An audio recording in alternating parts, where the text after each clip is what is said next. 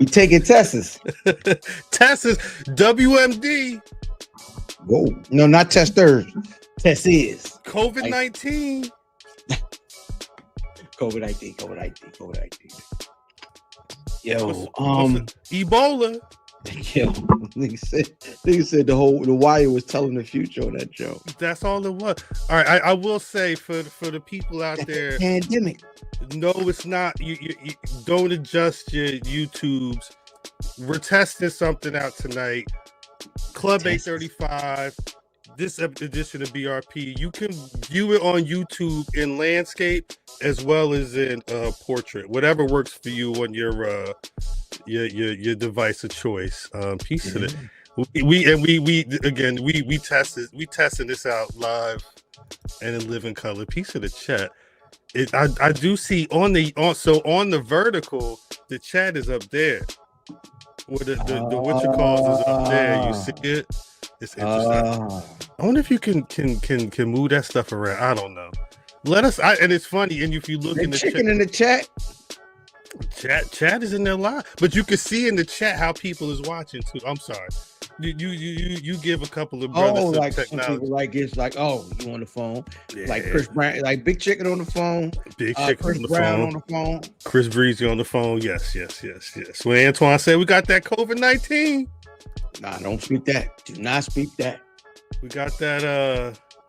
Got the measles. I got the measles, mumps, and rubella.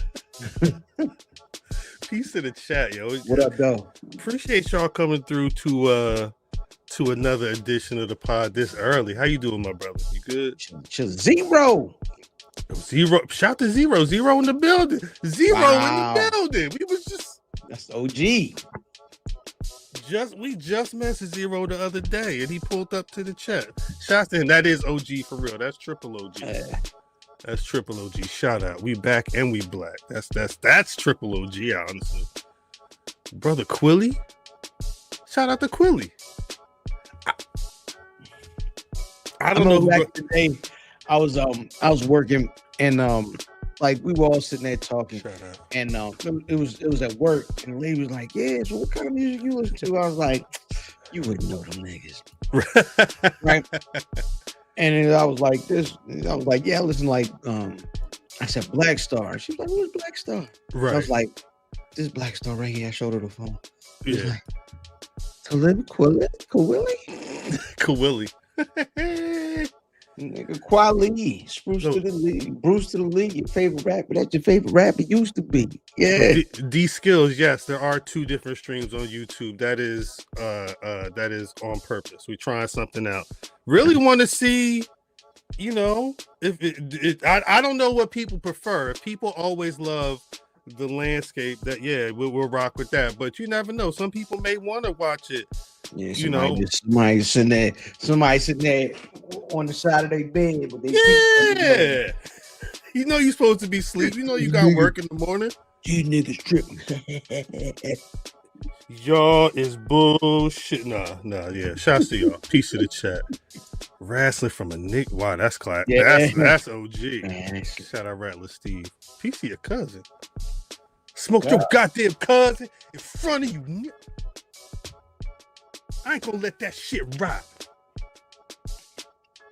Peace. Bird was different. Had to go back to the OG.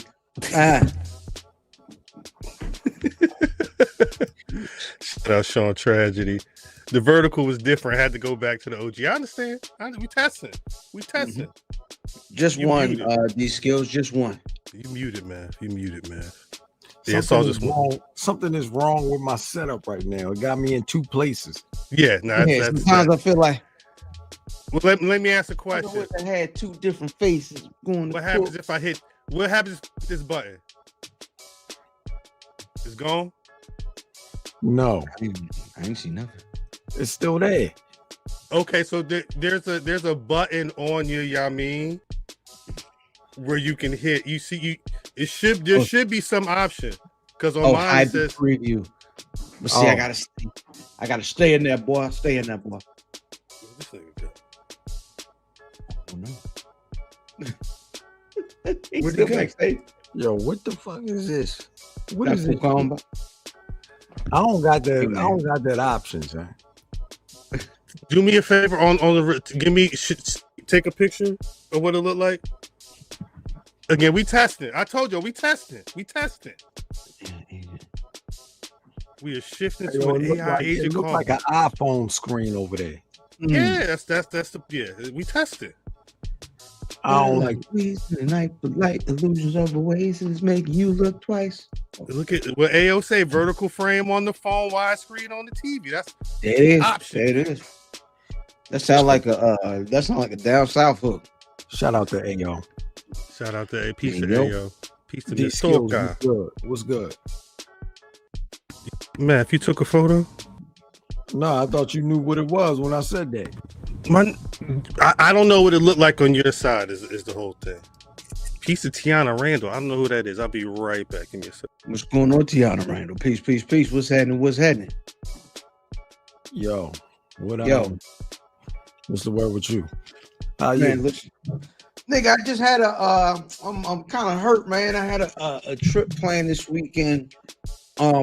And it was an OG trip. Like I'm, out of town with a couple of the OGs, and a couple of the OGs called me today, especially Unc called me like, man, I'm under the weather. So like right before I got on here, basically I had my trip canceled this weekend. So. Damn.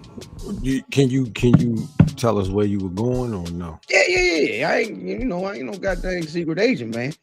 We was going to Norfolk, watch Norfolk and Morgan. Yeah, so we was gonna go down to Mom's, see Mom's, and then hit the game, and then come back up the road next morning. So because the thing was, Mom's gonna ride back with us and all this other stuff, and then Mom's because my sister is speaking at church on Sunday. I believe she's giving the message. So I think I might be there. Yeah, I'm be there. I might be there. Yeah, I'm gonna definitely be there now. I'm gonna be home. I've been I'm God body. My soul. But I've been taking in the word. Cuz come over, cut my hair, and cuz deep in the he deep in the church, so he'll give me the word. We sit and build and all that shit. Cuz don't talk when he come over here. He don't talk. He don't. Same thing. What's up, cuz? You're not talking about Jesus. I cuz peace. That's really the really you gonna give me some conversation that me having to pay these ridiculous upcharges, nigga. You gotta ask him about Jesus. No, we just be building. I'm telling you, cuz. You just gotta find his actual topic. That's all. I ain't even gonna lie, yo. About an hour ago, I was just talking. It's a rapper Big Pooh song called Jesus. That is amazingly hard. Notch produced it.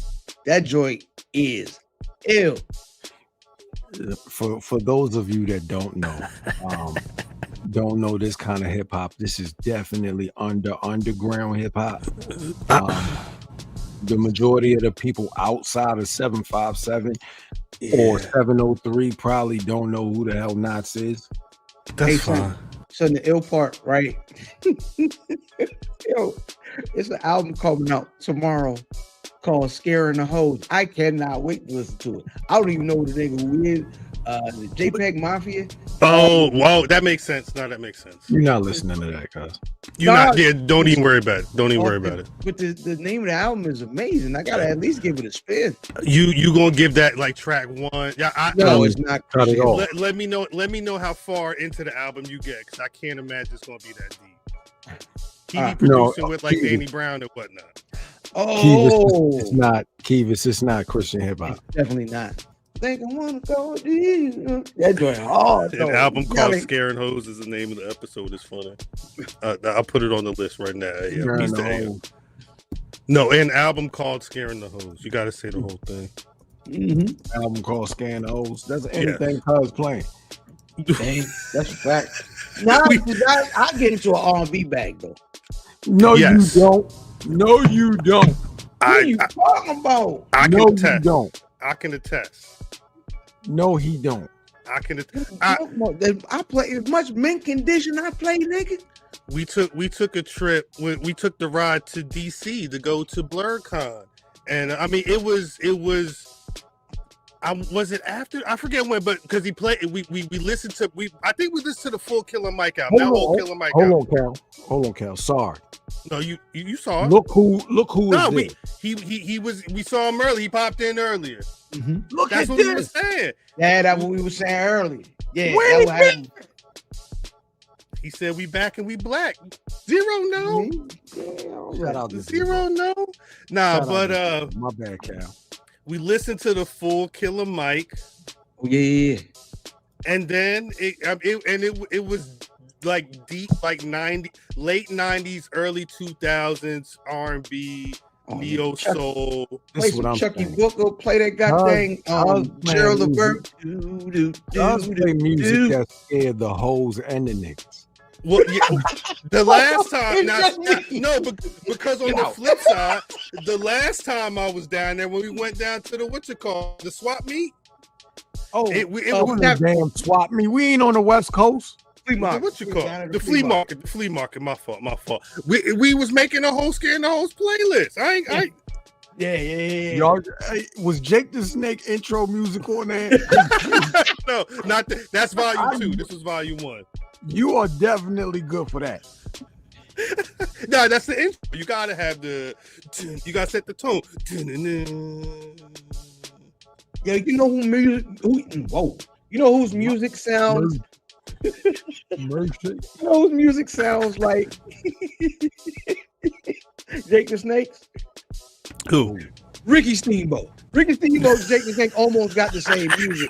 They put the little in there because they racist. Like Jim Johnson was a little bit racist. No, they had to though. Yeah, they had to put just to distinguish. That's all you needed. So give me Jake the Snake, but put a little Oriental in there. Hey yo, Oriental. Listen to wrestling. This sample rap is funny. Yeah, I'm just. I don't have a Tech 9 playlist, so I do not listen to. I don't know nothing about that. Is insane. The only time I've listened to Tech 9 in the last like 20 years is that rock song that the rock was. I don't listen to Tech 9 like that.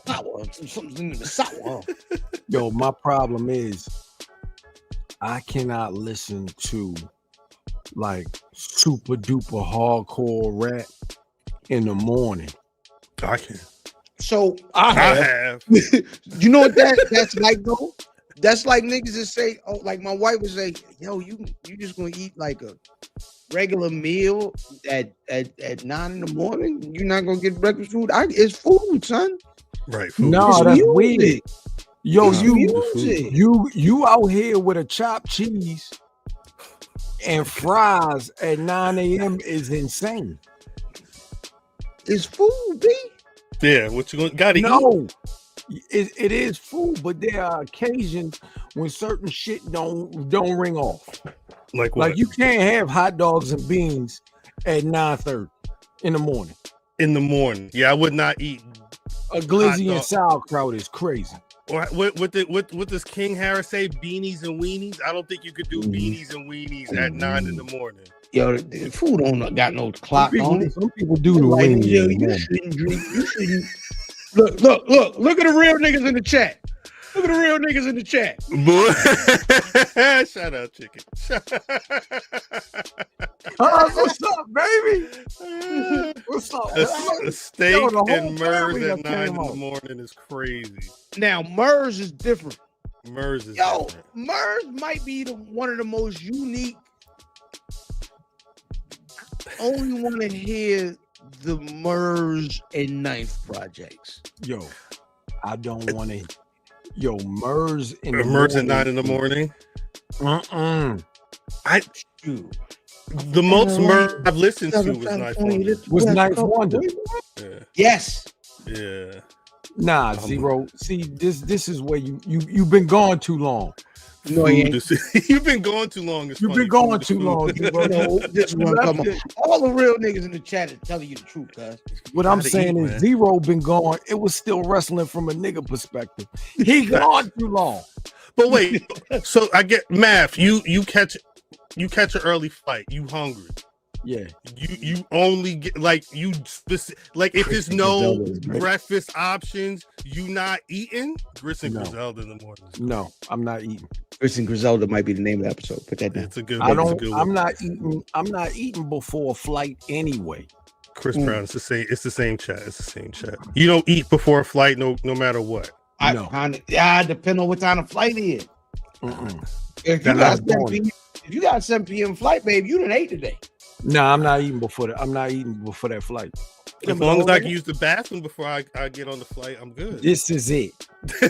That's really all I need. As long as I come to go to the bathroom, I'm good. I don't use the public. We already know. I don't do the public. I understand. So I'm definitely not doing the plane. So you can't do the plane, yo. The fat he fasts until he bland. I can't do it. I gotta have something to eat. One, I gotta get completely naked, and the airplane bathroom ain't big enough. I don't know what's wrong with you. There's something freak ball about a nigga that gotta get butt ball to dookie. Chris Brown, I don't know what the differences would be, honestly. We tested. Maybe the vertical and the landscape ain't it, but we tested. Yeah, this is the Outer Limits episode, nigga. Go to the landscape. I don't like get that. If you get that, I don't like this. I don't know what to tell you. Look, you may have. I sent you a text back. I don't know if there's something in the Yami like in the settings or something right too. now. Hey yo, I don't know. Oh, AO sent it to me. Okay, I see what it is now. I don't like that shit, cuz. What? Shout out to AO for having us on the television. That's dope. Pooping on the buff. Pooping in the buff. You better use that Mars feature, Cal. We trying to. See? Thank you. Matter of fact, the what? Shit. Reading is fundamental. He saw what it was. We tested tonight, DD, and we tested. How you doing, my brother? I'm glad you are, because I wanted to test it for SOS, but I didn't want to take that chance because last night was breaking news. So I was like, we'll try this another time. But I like it. Shit. Well, it's not breaking news. What you saying, man? No, I was reading Mr. D. Mr. D said leftover pizza is better in the morning. That is a fact. Because it's talking. Because talking about like, no, that's fire. Because talking about mashed potatoes and gravy and shit. Hey, spaghetti in the morning. Spaghetti. Yo, I'm not eating spaghetti in the morning, yo. I could eat early in the morning. I just got to be in the mood for it. I don't really eat early in the morning. Is the other thing. I don't really do breakfast. But when I'm doing breakfast, if I want a burger at breakfast, I'm gonna eat a burger at breakfast. Eating a burger at breakfast. It depends on where I'm at. I'm gonna eat a breakfast burger. Put an egg on that hole. Facts is facts. Not a breakfast burger. I'm screaming. It's facts. What is a breakfast? Didn't I tell y'all when I went to McDonald's, right? It's the Latino McDonald's. El Midano.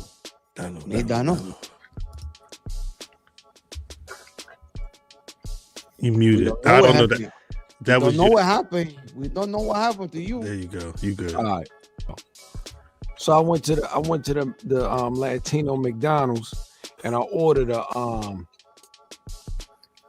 it was a quarter pounder, and they gave it to me on a McGriddle. You didn't order it that way? They just said, "Here you go." I ain't ordered it that way. Who else ordered a burger on a McGriddle? It had the black griddle. The McGriddle bun. It's got the different. It's got the syrup in it. It's got the syrup. Yeah, it's the syrup bread. It was bomb. No. I took it back. I ain't want that shit. You ain't even try it. Huh? No. Who the fuck wants syrup on their quarter pounder? I would have tried it. The local Chick-fil-A is about to start. I saw that. Serving the chicken and waffle sandwich. I saw that. I did see that. It's waffle fries. No. Oh, it's actual waffle. That'd be a big ass waffle fry. 2 of them. Yeah, no, it's waffles. That's crazy. Yeah, it's basically a Chick-fil-A McGriddle. Hey, yo, hold on. Zero came back to get booted out the chat. Get him Oh, out yeah. of here. See? Get him out of here. Yeah, boot him out of Mars. And a hash brown on Yeah, that. kick him out of Mars, Dad. Hey, people have to know that's what people Mars do. is crazy. I agree with that sentiment. I don't know about the hash brown, but I know an egg on a burger is kind of commonplace. You get you egg, and in some cases they put avocado on it, and then it's actually really good. Avocado. Man, That's what they do. Yeah, Hold on. Hey, that's one of the foods I feel Zero, like people- take that with you when we kick you out of Mars. Take that with you. It's funny. No, you know, and some of these combinations are actually really good. Some of these ones they'd be like, "Oh, what is that?" And like, I tried a burger with a fried egg and avocado on it, and it was actually delicious with a little steak sauce, lettuce, tomato. It was good. Did you put it on a donut? No, I did not. That's called high blood The pressure. Luther. That's called the Luther. If this That's called a burger hard- was mine. No, it was on a standard roll. I like mine's on what's those Brioche. brioche on a nice brioche bun. I knew it was Like- brioche. Yeah, You look like a brioche ass nigga. Hey, what the What's called brioche? I never had it. I'm a Think one- you You never had a You brioche definitely had bun? brioche. You just didn't know you had brioche. Yeah, you fancy, huh? I never had it. Yeah, you don't really be I had eating potato bread. Potato bread jump. Martin's potato bread rolls, they are good too for a burger. Yes, Facts. indeed. I love Yes, potato bread. indeed. Hey, let me. Did y'all get a chance to see the Eddie Murphy doc? No, but it's on my list. I just saw a clip with a bunch of puppets. That's all I saw. And I woke up this morning seeing that. Actually. So the puppets is, he said, like in an interview a minute ago, it was like, if I come back to stand up, this is when niggas was still like, Ed, like wasn't dying his head yet. Ed was still younger. And they asked him, like, you know what I mean, it's been such and such years since you've been to stand up. You know, what would make you come back? Nigga was like, yeah, if I come back, I'm gonna be between two puppets. For the first 10 minutes, it's gonna be me, Richard Pryor on one side, and Eddie Murphy on the other. I mean, and Bill Cosby on the other. And that would just be the first 10 minutes. And so the niggas that were making the doc saw that and got the puppets made. Like, all right, here you go. Like, all right, here you go. All right, let's go now. I feel much better about that because I thought it was a situation where he just had puppets of these niggas made. So here's the weird part. He did have puppets made already. Oh shit! So the producers made the Bill Cosby and the Richard Pryor puppets. Oh, he already had the Paul Mooney puppets. He had the Paul Mooney. Wow. Wait. Is it like Muppet puppets? It's it's like Lester and you remember Lester and whatever the main man name was, had the mustache. Mustache show. It's like that. Yeah, they look fairly much like, you know, the Richard Pryor one really looked like Richard Pryor. So then, what, he had a stem? Ed goes on outstanding. He was on fire. So Ed goes on Kimmel the other night, and Kimmel had an Eddie Murphy puppet. Shut the fuck up. Ed was mad, but he played it cool. He's like, niggas don't look like me. I didn't know the puppet was that. I just saw the one clip, and he just cussing as Richard Pryor for like 5 minutes. No, like that. The Richard impression is perfect. Yeah, he did an impression of somebody that I had never heard him do, and I was like, Eddie Murphy did. It's a very 80s impression. Everybody did it, but his was perfect. Ed did Arnold Schwarzenegger, and it was absolutely amazing. I can hear that. I gotta watch it. So just watching that documentary, the one thing about Ed being rich and being big as a young nigga, Ed was also like one of the first cool niggas on TV because he wasn't old school and past what we was, you know what I'm saying? Ed was always a cool nigga. Hold on. Was he cool or did he look cool? Well, we don't know Ed, right? But Ed was never felt dated until maybe recently. But even now, he seemed like the cool old head. He was cool, then he like stopped being cool, and I think he reclaimed his cool sometime around the Dolomite movie. If we're being if you watch the doc, it kind of goes into that. Yeah, but it leads me into like this week's Mount Rushmore. Mm-hmm. Very, very general topic, but like, who is on your Mount Rushmore of cool people? Oh shit! Yeah, Mount Rushmore. Cool I'm gonna say people. like a cool ass. Yes, I think Barack Obama is a cool ass nigga. That's an interesting choice. Barack Obama is a very, follow me, uncool, cool nigga. I don't see the uncool part though. So it's funny. Yes, the cool is there, but a lot of times when you say cool, you associate it with not just being a cool customer, but being what niggas locally would call a slick nigga. Slick. Right? And I think cool and slick, I don't know. I feel like cool and slick go hand in hand for me. I understand what you're saying, but I don't think it go hand in hand for me. That's fine. I feel like that's fine though. You muted again, man. Yeah. Is that the Roblox? Nah. He on 2K now. He don't really play Roblox. But I don't know what it is. If it's just set up, it got me thrown back. I'm lagging a little bit. I don't know what it is. You're laggy. Give me 2 seconds. That ain't cool. Sorry. That ain't cool at all. So DDM, who would be on your Mount Rushmore? For you know what I mean? For folks. That's just cool. He didn't even name his whole one. He just named one person. Yeah, well, Math is is dealing with technical issues. Yeah, he got an issue. Grace Jones. Shut up. I like that. That's a good one, especially with nobody. Quincy Jones is a good one. So dead or alive? I thought we saw anybody. I would say anybody. Yeah. Grace Jones.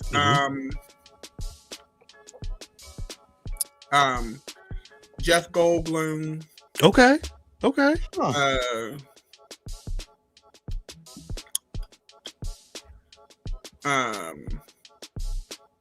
Diane Keaton. Okay. And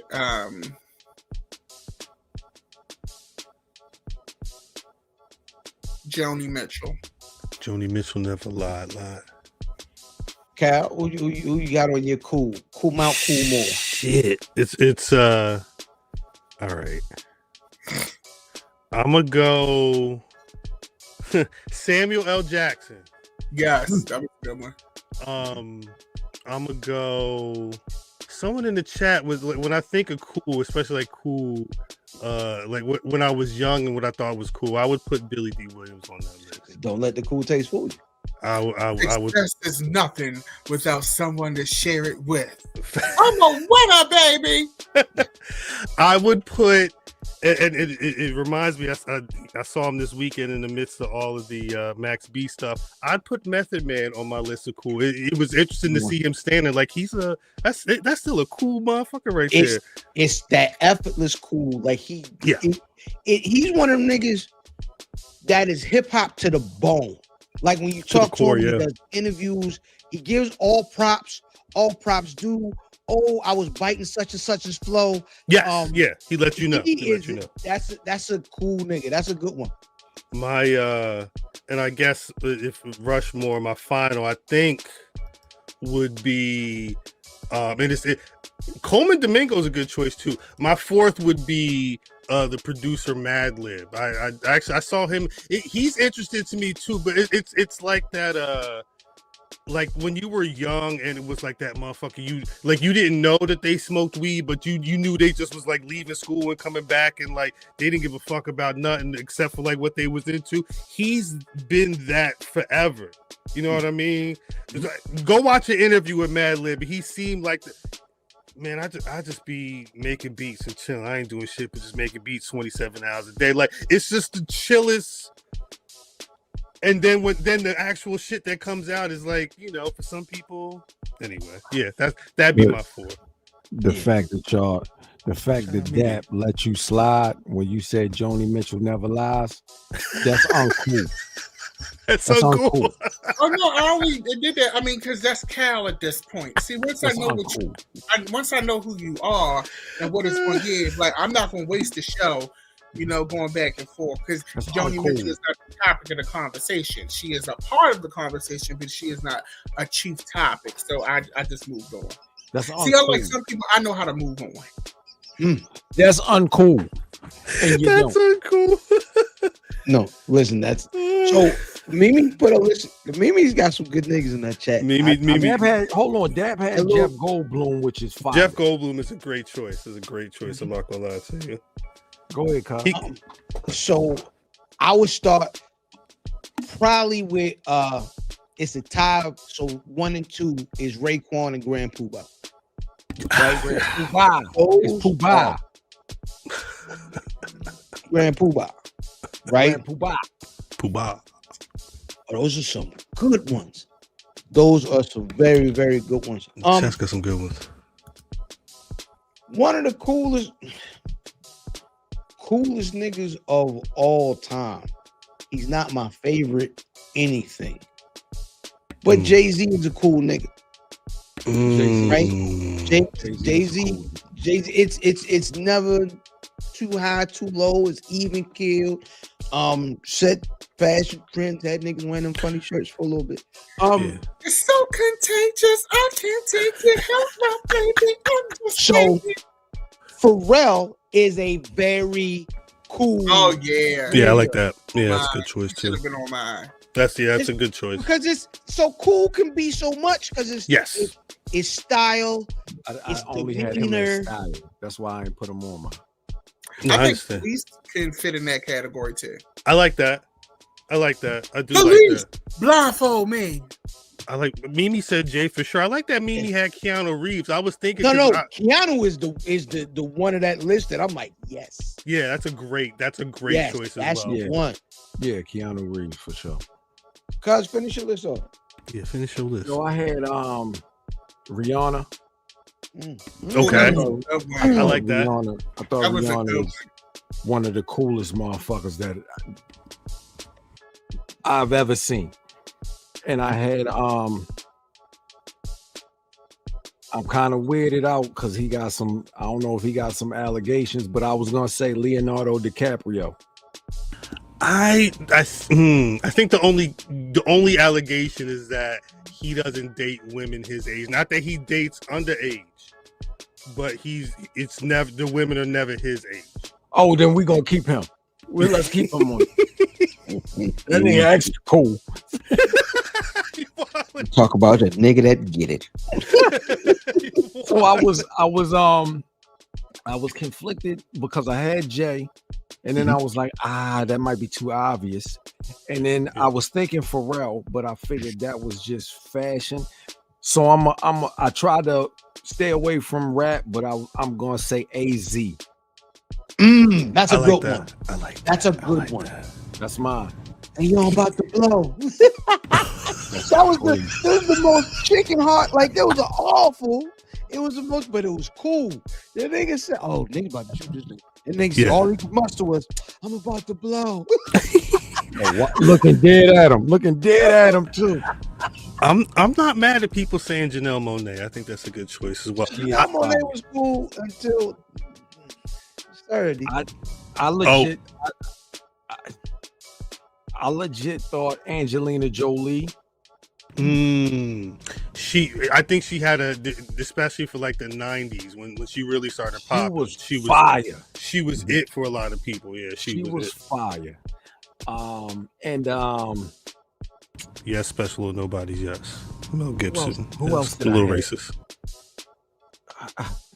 Anybody like I was watching an interview with Sammy Davis today, and wow, remember niggas was talking about Bobby Brown jaw and all these. Yeah, he had that. Yeah, they was out there. Shaboing boinging.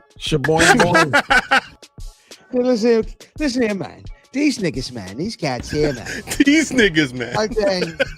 And that goddamn jaw got the jaw, and I said, "Oh, Yo had that good. He had that good snow. That boy said, I'm going ski that on." He had that Curtis Snow shit. Yeah, he had that spoon. That spoon. Ayo Baker said currency. That's interesting. I like currency. I like that. Yeah, because currency is a fly nigga, but it's so unorthodox.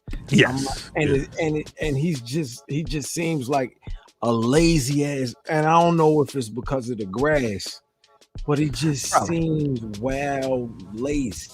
Well, it depends. I mean, I saw. I guess Double XL recently spoke to him and they Double XL still exists.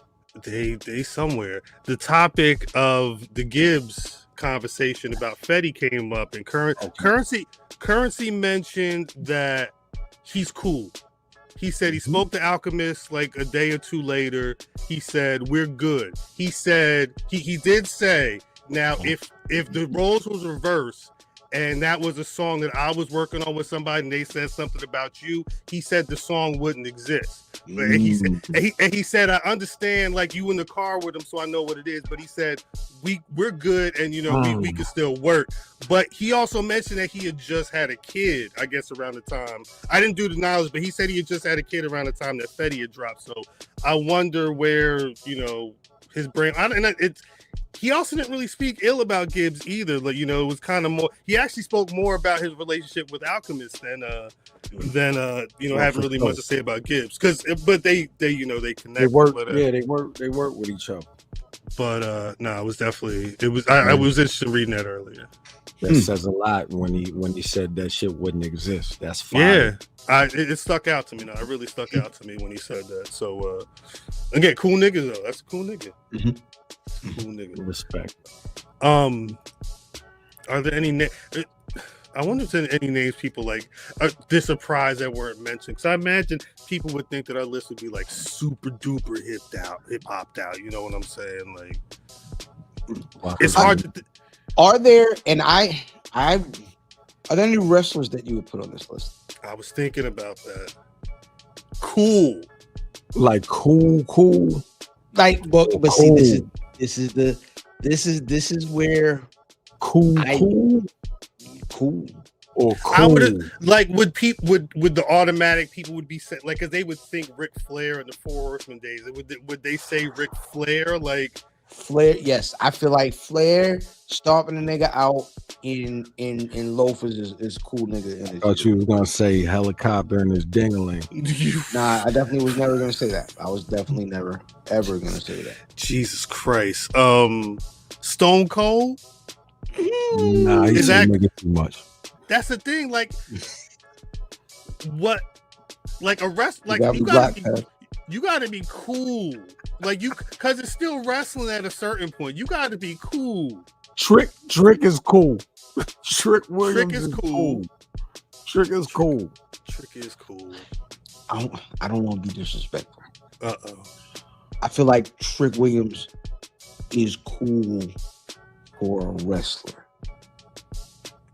Well, that's why I didn't really have any wrestlers on my list because I think at a certain point, that's why I said earlier, like it's still wrestling, like right. You got to release some of your cool, I think, because there's still motherfuckers that be cool though. I think Dom Mysterio is probably cool to a lot of people. Yeah.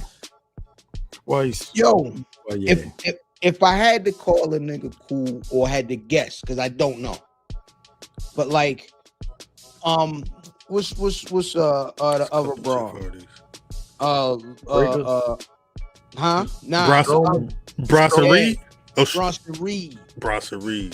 Why? Because y'all look alike. You're wildin'.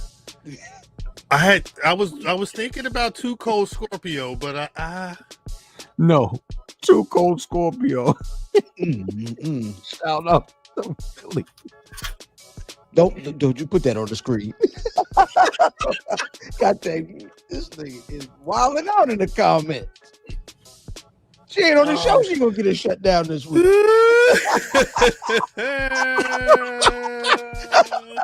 Shut up, Mimi. Peace to me. Do not put that on the screen. Don't put that on the goddamn screen. No, we can't do that. We can't. YouTube.com/ Kevin OG. Young OG. But I'm too old. Like, I feel like a lot of times, and if you listen, a lot of the folks we mention are older folks because you look up to cool a lot of the time. That's what. Yes, thank you. For us, it's really hard for us to call wrestlers cool because the majority of them are younger than y'all. Are younger than y'all. Us. Y'all. Also, it's the framing of the question. The framing of the question is Mount Rushmore. Mount Rushmore speaks to time, longevity, and things like that. So when you say Mount Rushmore, you're cool now at 25, but can you be like Grace Jones? Can you stay cool? Be a reference point and still be doing young people shows and venues and events and be the headliner? Right. Then we're gonna find out. Is Grace Jones still in restaurants trying to get their coochie off? What? Stupid. She's still hiking that leg up on the chair in the restaurant. Marcus. I don't have any panties on. No, that was Eartha. That was Eartha Kid. My fault. Marcus. Grace Jones is like, you don't want this pussy? Everybody wants pussy. Are you gay? You know, I know gay. My son is gay. He was like, that nigga right there is gay. Pointing out people in the restaurant. Hey, pointed that nigga out in his face. I'm like, God dang, cuz. That's cool. Grace came up with the Demolition Man cut. Pure bullshit. She gave birth to the fragrance. She gave literally birth to shit and gave it to you. Strange. I think Punjab was horny in that movie, boy. Super horny. Her whole persona is based on her stepfather, who she was scared of. Oh, really? Everything, the cut, that masculine energy, all of the suits, all that was inspired by her stepfather. I read her memoir. I actually have a copy. It's inspired by her stepfather. I gotta watch that documentary that came out a couple years back. Blood, Light, and Bammy. You know, I saw that. Meal said breaking news: Joe Hendry is signed to WWE. Also not cool. That's not not really that breaking. I mean, right? Yeah, TV's on. That was a when, not an if, right? I mean, we've talked about that before. Yeah, too. Of course. The Mania match. But they like that. The writing has been on the wall for him, even outside of that. Like you see how many times that man popped out in lockers in NXT. Like they love that one. Oh, he was built for this. But them loving you, well, and then doing right by you once you get there. Wow, different things. These are two different things. We got a couple. We should get right into this show. We got some stuff to talk about, and only so much time to talk about it. And peace to everybody rocking with us. Let's go. Greetings, wrestling fans, and welcome to another action-packed part of All-Star Wrestling.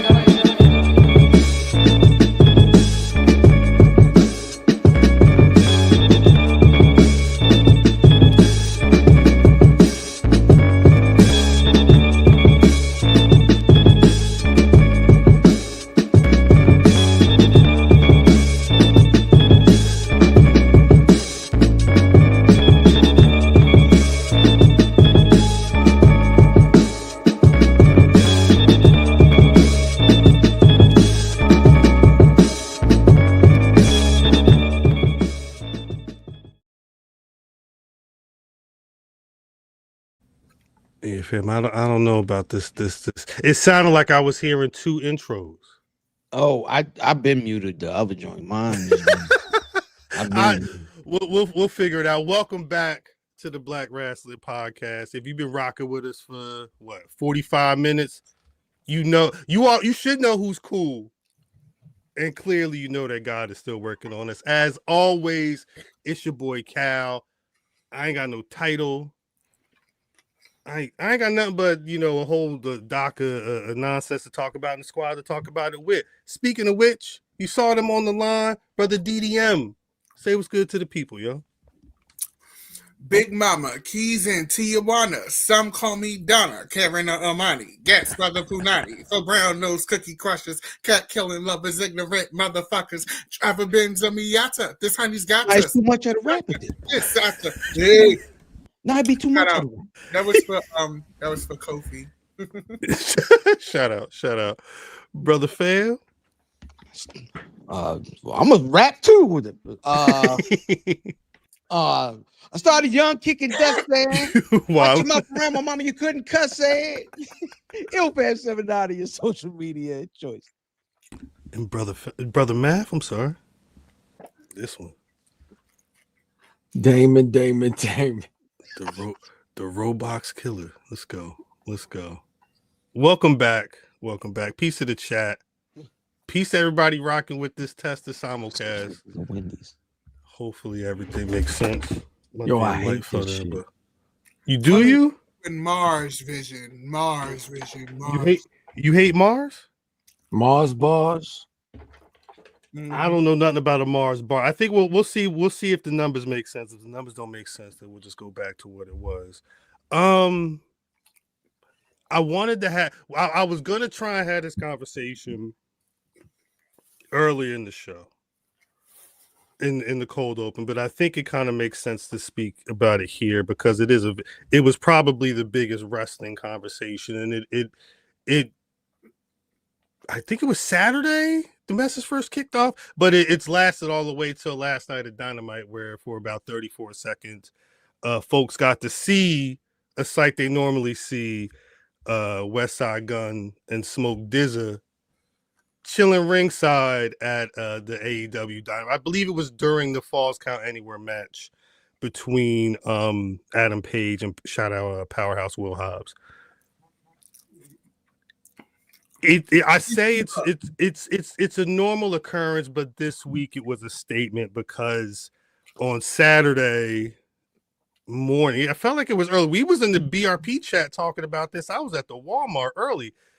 Westside Gunn officially announced that he's no longer doing any type of promoting or pushing of anything WWE anymore. He mentioned two specific instances, one being what I think a lot of people saw back in March was him getting removed from the Raw that was in Buffalo.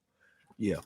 He had taken a photo of the ringside where his seat was, and then apparently minutes later he was being ushered out. And it wasn't in his message, and I've not seen anything where they've specifically said this is why Westside Gunn got removed from the show. But it seems like the real story is these apparent cease and desist letters that he got over the Heels Have Eyes EPs that he's dropped over months. Most of this year, he's dropped three EPs. They've kind of had a theme with the covers. It was the $1 Million Man Ted DiBiase era. Some of them it was just Virgil. Some of them it was just Ted DiBiase. Folks should have seen the billboard that he had up in Times Square. You probably saw it because Ted DiBiase ended up reposting it on his socials.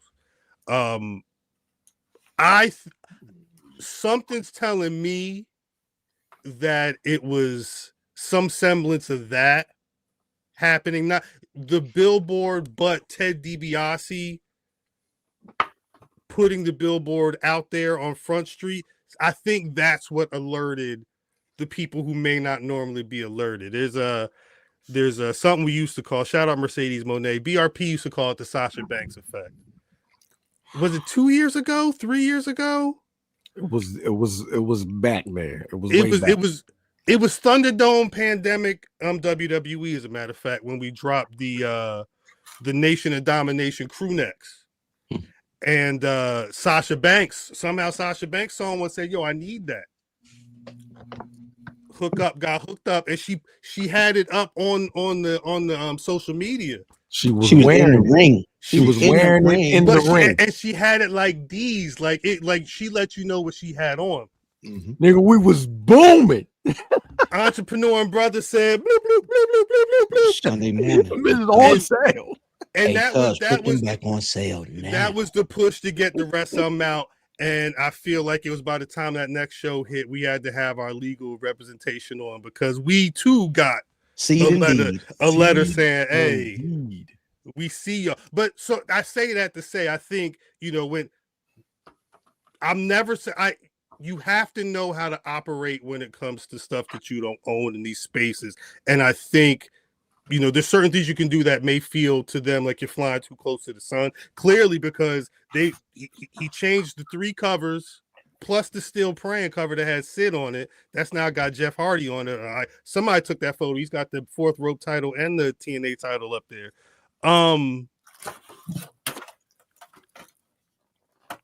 we having a real conversation or a politically correct one?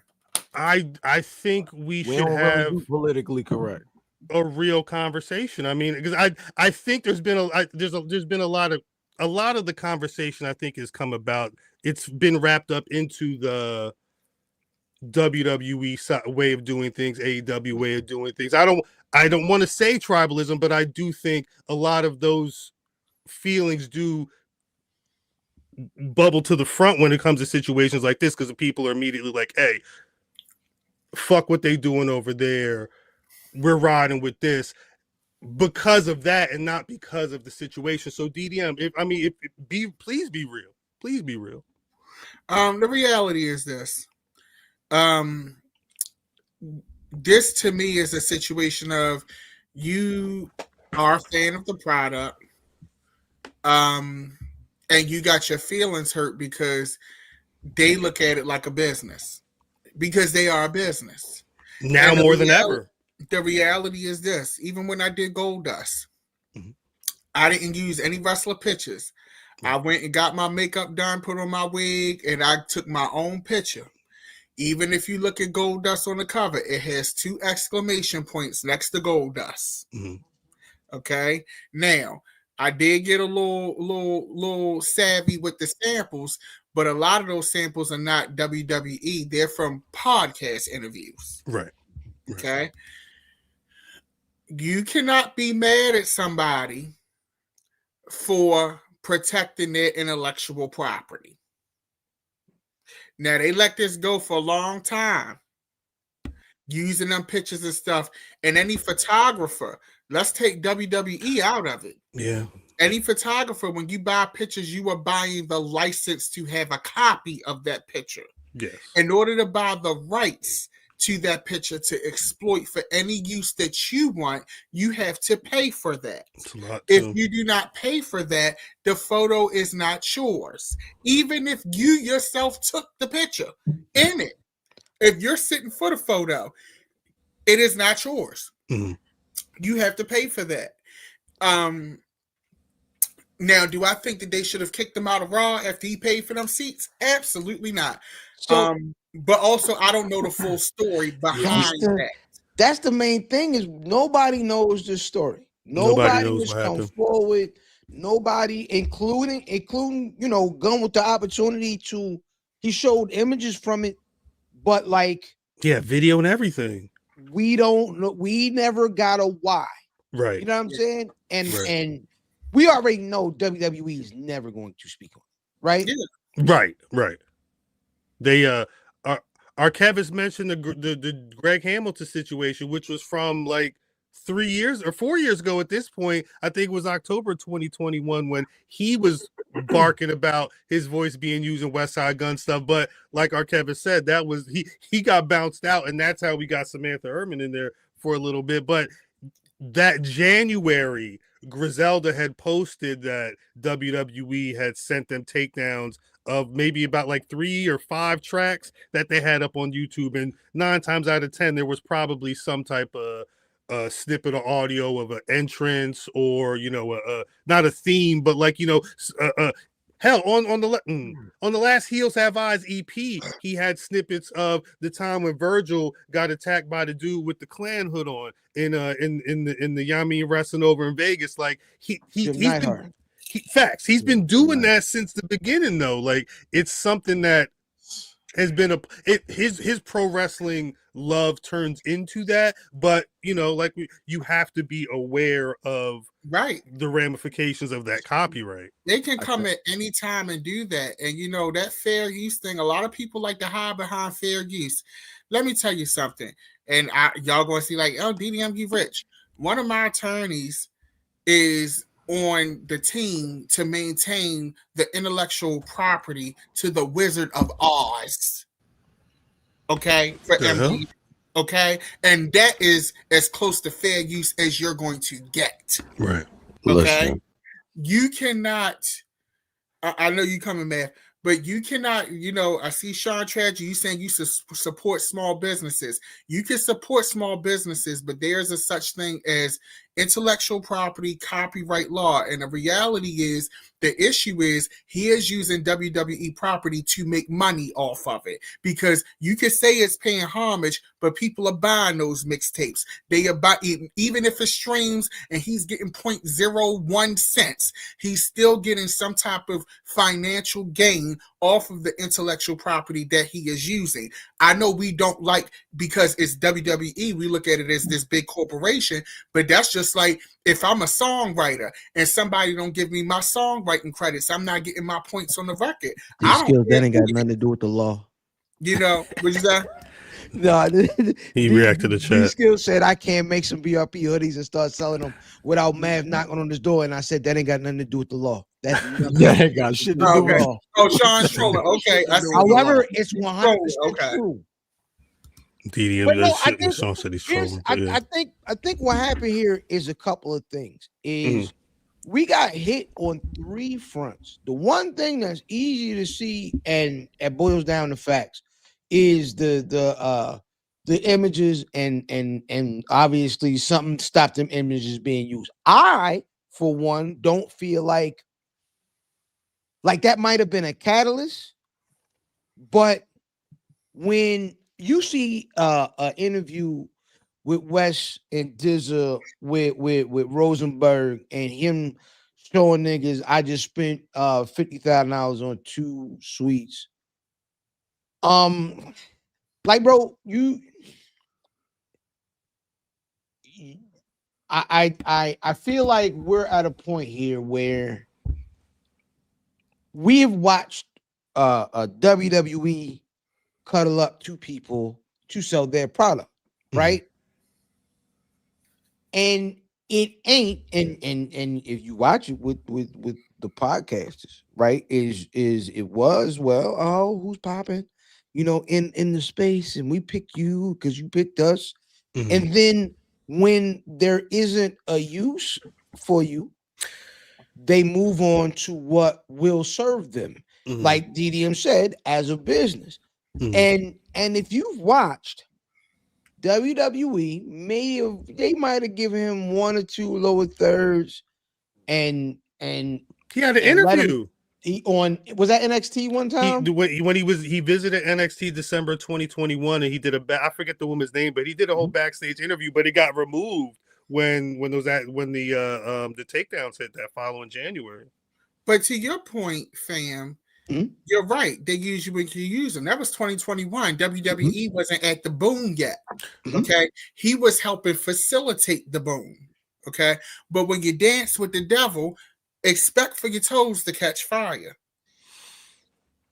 And the only thing though, I feel like that stuff ended up not having any staying power because you consistently use imagery and iconography with Hitler and Chris Benoit involved. And I don't get that. Like, why are you like, and that's another thing too. Let's take the wrestling out of it. You're I don't want to say idolizing, but you're constantly doing things with one man who was responsible for the genocide of minorities, Jewish people, all that, and then the other man killed his family. Yeah, his whole his whole thing was when he started that series. His whole thing was supposed to be a flip. He admitted that everything was supposed to be shocking. Like he was trying to do the most shocking thing he could do or whatever. But it was also a flip of The Devil Wears Prada, and that was what he thought of as the flip, the most shocking thing, and it turned into shit. I mean, technically there's like 13, but I think he stopped using the Hitler Wears Hermes as the title of the tapes and just called them 11, 12, 13, whatever the case may be. I think this comes to, I'm sorry, Cal. No, go ahead. I think this comes to also to, and now this becomes a hip hop conversation. Somebody pointed out in the chat that hip hop uses, they take things and make it cool, make it better. Mm-hmm. That's true. But one of the things, and this is why hip hop has become so capitalistic and things like that. You see everything but a branding deal and stuff like that, is because for so many years, this very situation happened. It was so many years how rappers made Cristal hot. Rappers made, Adidas hot. Run DMC made Adidas hot, was not getting paid off of that. This is, you're still, in fact, you're doing it backwards. People now get a brand deal for everything. You should have got the brand deal first before you started doing all of this. And as the bigger you got, here's my issue with this. As you got more bigger, and I'm not trying to flex here, but I remember being in the Rock Nation building to have my meeting. It was the same day that Benny the Butcher and all of them, I remember them pulling up in the Windstar out front of Rock Nation to go sign their management deal. Okay, you are in Rock Nation, they are managing you. Why did nobody facilitate a deal? Why wasn't any of that done? Yeah, it's I think because that's the one thing that I think has been it probably frustrated him, because I think there's a lot of right points here, and I think the one thing that we're kind of circling is he was probably a little too early in a situation where there wasn't there. I mean, I don't think there was a person in WWE who could have said, "Oh, Vince, whoever, this guy is the one you need to be following. We know he's not your Drake, he's not your whoever. He doesn't have the hit song that you want to make a WrestleMania theme, but culturally, and of the people who remember shit from these eras that were propping up as nostalgia, he's gonna be a particular voice." Like there was no space for him, and I think because of that, at a time where he was done with those deals and being independent, it became, let me take this fourth rope and turn it into a merch brand that turns into shows the weekends of these big WWE weekends, that turns into my own promotion. Let me operate with AEW and do theme music and play people out. Like, I think he's the way he is. I think he just likes creating, and that can and when you have the time and the ability to afford to throw a pro wrestling promotion and make merch and everything, those turn into fourth rope being the movement that it is. But it would have been ill if we were in a position where he could have, like you said, been able to establish a proper setup with WWE to say, bet. Here's the thing, Cal. Also, too, if you look at the stars that WWE does ingratiate themselves with and that they get these deals with, they have big numbers. They are crossover. They're a certain level. I'm not trying to shade anybody's success, because I'm not, at Westside Gunn's level even when it comes to music. I'm willing to admit that. But you're not big enough for them to do that. And here's where having your business in order makes a difference. when you look at even these small indie acts who get promotion for doing NXT pay-per-view themes and things like that, these people, they're not as per se in the culture or in the zeitgeist as much as a Westside Gunn or a Griselda, but they have the business intact to have these deals. How many times have you seen this random act performing at a pay-per-view for NXT or whatever, and you're like, who the hell is this? You know, you have to be able to make the decisions, the business decisions, and have the right things in place. And I'm saying all of this because I failed at it, and I know why I failed. Okay? You had the resources to do it. You still have the resource to do it, but you didn't. Also, too, the difference between you and probably Joe Schmo, who used WWE stuff, they didn't pay for a billboard in the middle of New York City, and they also don't have a wrestling promotion with stars from indie promotions on it. You have Enzo Amore holding your titles. You have the Hardy Boys holding your titles. You have something that, even though you're not in competition with them, WWE wants to stomp on everybody when it comes to wrestling. So you have too many things stacked against you that they say, bro, because also here's another thing. You have that wrestling promotion. If you keep being allowed to use our IP for your recordings and your music ventures, and you have this wrestling promotion that also could send a mixed message to the consumer that somehow, some way, you are properly affiliated and your promotion is affiliated with our company, and that is a no-no. I wonder how much. I do wonder how much of that comes into play, because I mean it's competition. They're aligning with people, or they're counter programming. So I don't think it takes that much to get seen. Indeed, we got seeded, but I also, the way that WWE has been rocking with TNA over the last year and change, I would have loved to have been like, all right, bet this is an easy way for Fourth Rope to kind of figure out a way to get in great, because it's not like it's that difficult. Gold Rush is going to be having NXT, AAA. You know, there's like 3 or 4 companies that are going to be having their titles defended. Like, I think these things can happen. There was likely a way that could have happened, but at this point, it's a wrap. Cover art's got changed. He said he rocks with him, but he's not doing it anymore. So. Is there something to because the one thing that we've seen over the last 10 years is somewhat freer intermingling of brands, right? Remember we saw Jade and Naomi saw each other at the basketball game, like those sort of things. Those a lot of times are facilitated by like-minded artists. Oh, how for Westside Gunn, Daniel Garcia be with that nigga.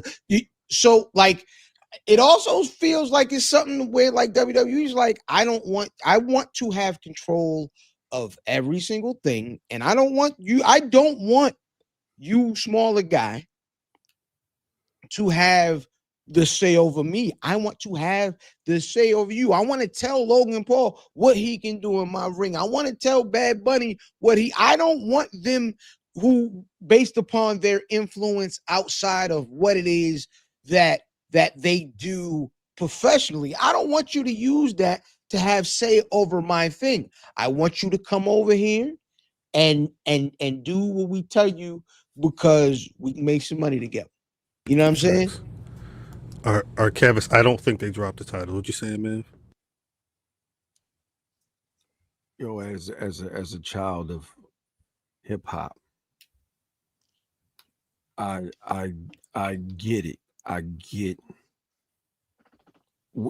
inside of hip hop, it's the thing where like, yo, you can use this shit for the greater good of hip hop without any repercussions. Get me on the back end. That's like black people in general. That's just how we operate. That over there ain't us. They don't operate like that. Yeah, so Chris Breeze said they're not a mom and pop no more. So it's a different situation entirely. Keep going. Even when they were mom and pop, they weren't allowing this kind of shit. Yeah, so we got to understand, by the mom and pop. we got seed indeed. You just got to understand being somebody with that kind of cachet in this. I don't know what this is that we occupy. I don't know if it's the pro wrestling culture or whatever the fuck you wanna call this thing. I think the use of that word is a whole nother conversation. It is, but he's a big person in this thing that this space that we occupy. You know what I mean? So he should know better that this isn't hip hop. You know what I mean? I hope that makes sense what I'm saying. I think it 100% makes sense what you're saying, but I mean, as somebody who's also followed his career since before he was rapping, when he was just managing his brother, you know what I'm saying? Like, yeah, he's 5 years independent at this point. I think it was November 2020 when he told Joe Budden and them that he had fulfilled his shady obligations. Like, he's moving on his own, and he's able to. We talk about this a lot offline.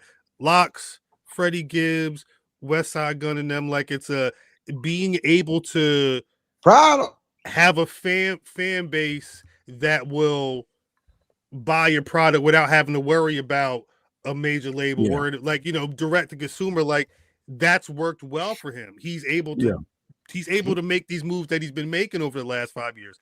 I think because of that, I think it's easier for him to say, you know what, I'm good.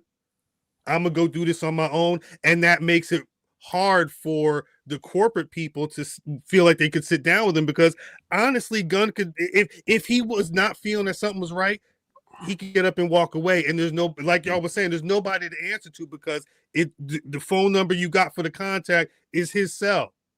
You feel me? Like I understand why, you know, there might be a thought of he may not be as desirable as others. I wish it wasn't that way, because I do think that you're only going to, there's an authenticity there with his appreciation for pro wrestling that is not matched by a lot of people. And he's like I said earlier, he was on Dynamite this week. He's not leaving this space at all. He's just going to be continuing to do it the way that he does it. Proud of me. So what's going on? Westside Gunn and Fourth Rope.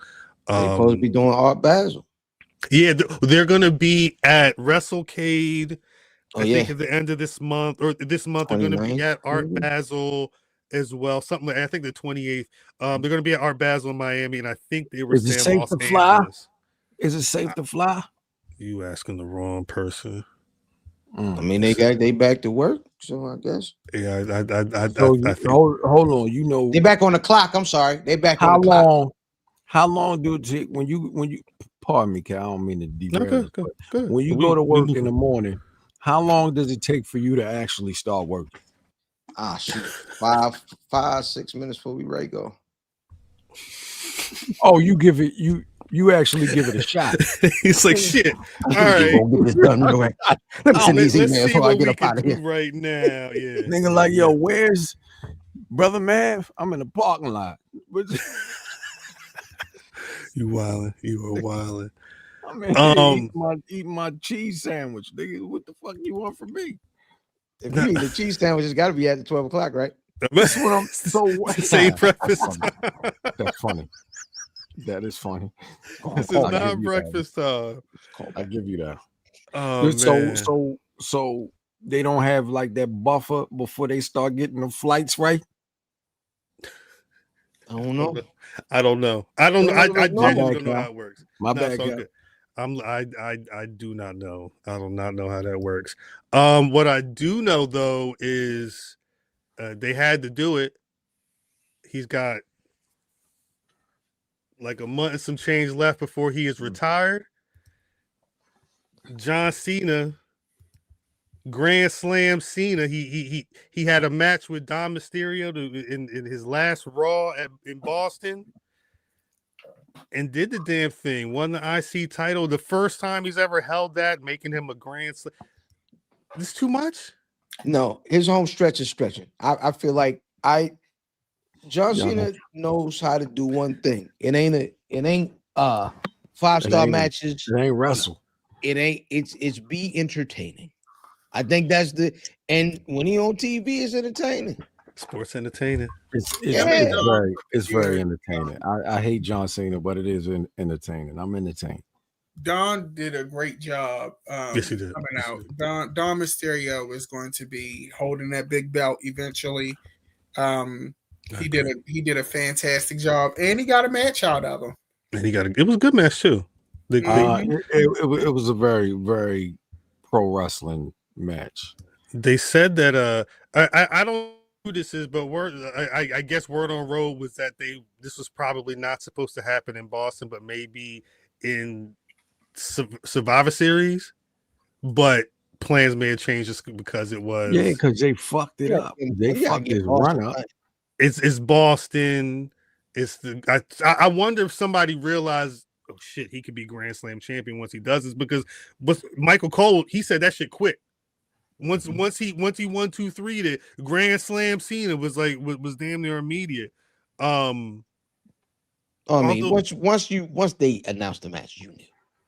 Well, and shout out to Buckle. We were talking about it was like it's Cena in Boston. And he told Dom, he said, not tonight, not this city. Any other night, it could be a different situation. But nigga, I have a Mario star right now, nigga. What you want to do? I mean, we can do it. We can do it. But the only color he did, instead of multicolor, he just got like paler. The white star. It's like Sonic, yeah. He just got that white star. Do Zero asks, do y'all think he retires as champ like Sting? No. Definitely not. No, winning that tournament is your new Intercontinental Champion. That was a conversation. What you do is that belt moving on up. But the question is, because he still got Monday in Madison Square Garden, his final Raw. I believe Netflix said that he will be wrestling, so he's going to have a match. I imagine he will be defending the IC title there, but he also has Survivor Series. Have to have a defense. This is a callback to Javon Evans, the Javon Evans interview. Shout out, but my question is, he just has two. Like, who are the matches you think he has Monday and Survivor Series? Is it? I mean, Rusev is. This is when I would do like the people like Rusev or Sheamus, but they're all in this tournament. I don't know. Randy? He had a Randy match already. Oh, he already had a Randy. All right, so then they wrestled at Backlash. He gonna run that back with Dom. Think so? That was some of the speculation I saw, but I mean I guess that would mean that this Monday, whatever the match would be, Dom would be involved in some way to set up the Survivor Series match, because they got to book it then. Yeah, they got to book it then. Dom. I will say I do like. I don't know. I feel like there's a way that he could lose this and it not like. I was wondering if there was a way that he loses it at Survivor Series, but it's just like he could lose it back to Dom. And the winner of the tournament doesn't get anything. The winner of the tournament still beats John Cena. What I'm saying is, even at the Survivor Series, there's a lot you could do. Survivor Series, you could have Liv Morgan return and help the cheating situation. And it be damn, they back, and that's the real pop. Cena lost to Cody Rhodes. Cena lost the world title, and he was just like, "All right, I'm gonna wrestle Brock Lesnar." Yeah, you see what Mr. D said. Mr. D said he can't lose a match before his last match. Mr. D, he can't lose. Mind you, he has lost, but so he couldn't lose. Who's he wrestling? That's when I go back to who's he wrestling. It's got to be Dom. I would assume it's Dom, and then one of the matches is Dom. Well, he's got two. He got two, so one of them could be Dom. Is it he gonna get two matches out of Dom Mysterio and then just wrestle whoever wrestles the tournament? Who else would it like? Who else would it? Who would the other match be that's gonna lose? That's It gotta be Dom. the thing is you're right, and because of this tournament, a bunch of possibilities are wrapped up in that tournament. And they're having matches throughout, so it's It should probably just be one loss at the end. I wouldn't say keep losing. keep losing. The G Dixon, yes, Johnson before he had this situation with Dom Mysterio. John Cena let the world know that that Saturday night's main event, his final show for WWE, is going to be the new school wrestling, the main roster. That's what I mean. When he said that, my thought was like, oh, Javon Evans. Oh, like I'm thinking of like what's the newer guy who can get that proper push from however it happens. I beat John Cena in that match. It's three guys. It's three guys that's, you know what I mean? You got Javon Evans, you got Trick Williams, and you got Obafemi. Oba just returned. That's the only three. I don't know anybody else on that roster that, you know what I'm saying? Oba just made his return on Tuesday. But who could take the title from him and be going up? It's not Javon Evans. It's Trick. I think it's Gunther. Man. The longest reigning in the Continental, like, but full circle moment. It would beat Gunther.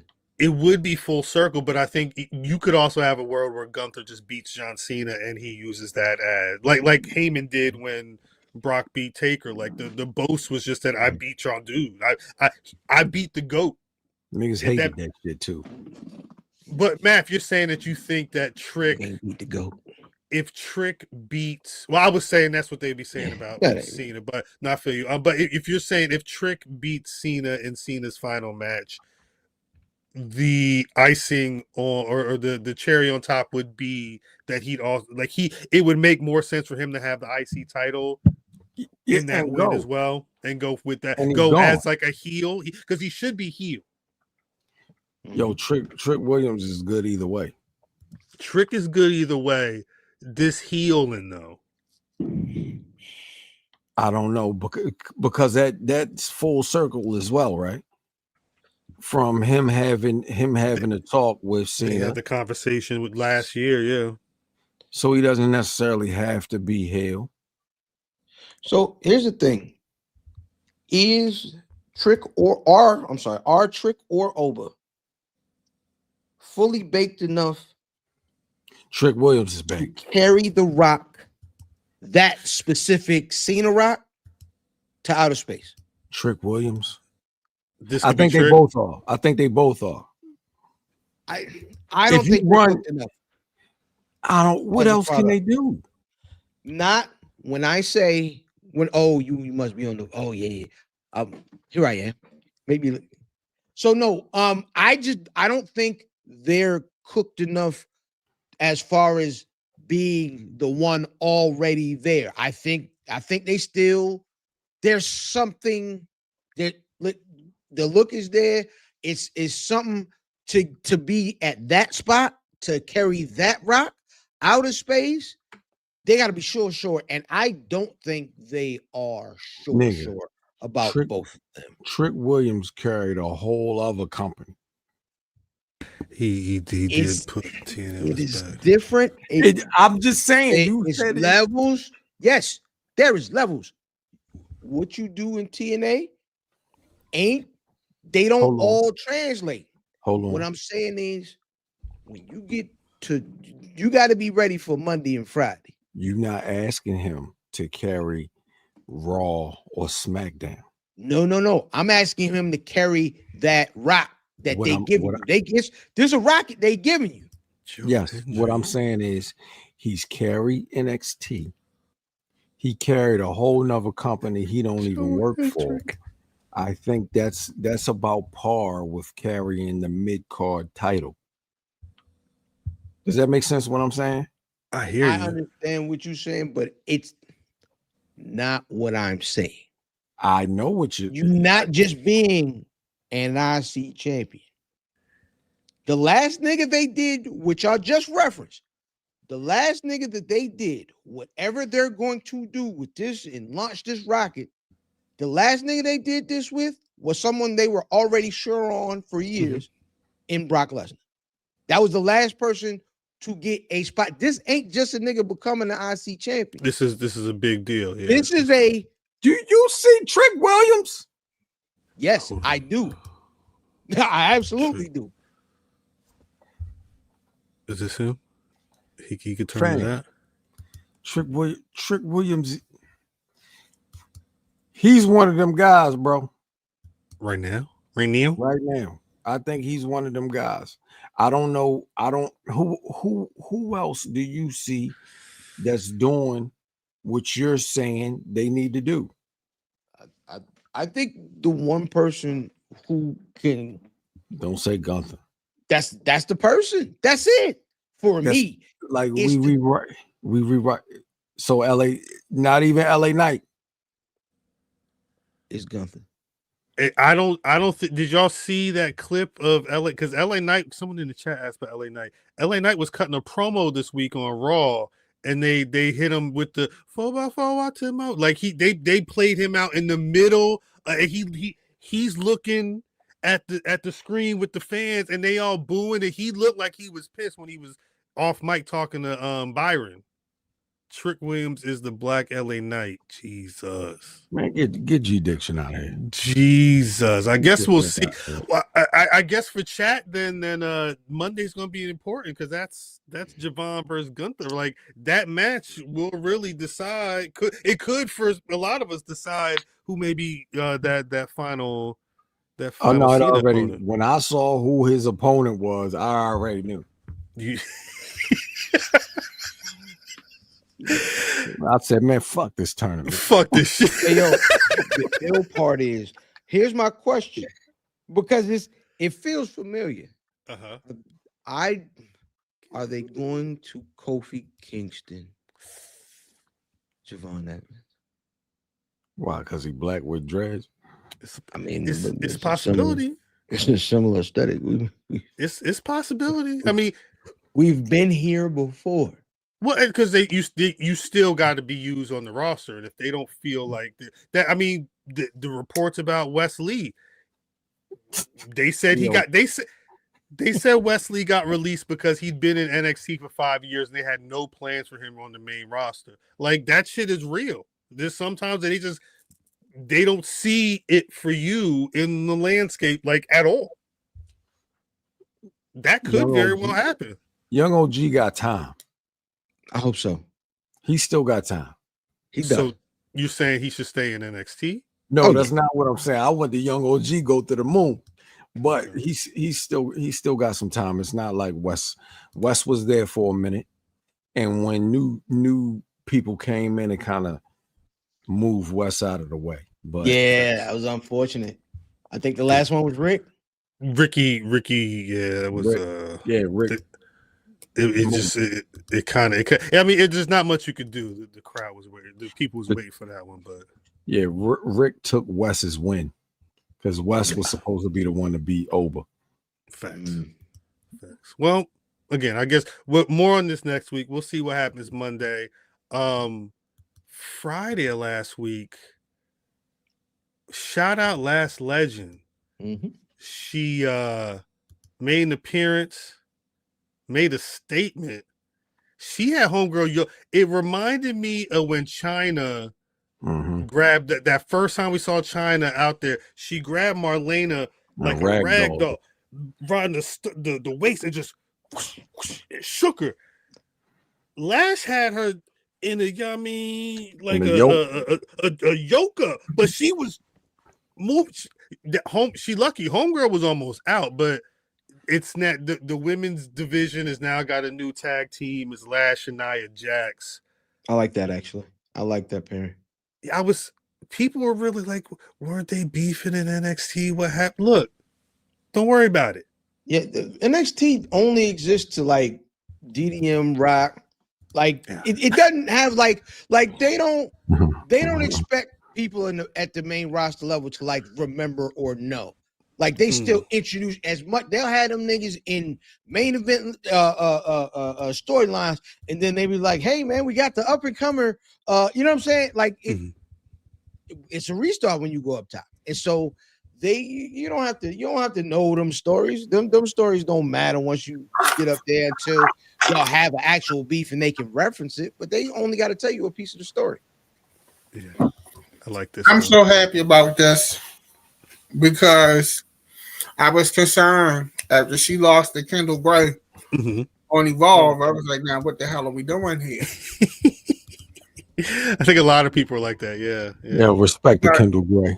Nah, no respect. I think Kendall Gray is phenomenal. I think Kendall So Gray. do I. I think she's going to be on the main roster in like 2 years, 3 years. God damn. I think Kendall Gray is great. But back to Lash, I think this was a nice introduction.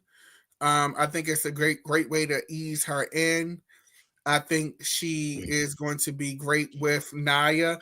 One thing that I'm noticing about Nia Jax, because she did this for Tiffany, Nia Jax is becoming a person that's good to, she's a good bridge for talent when it comes to, from a character perspective. I'm not going to say necessarily from an in-ring, but from a character perspective, she did a good job with Tiffany and getting Tiffany transitioned into her space.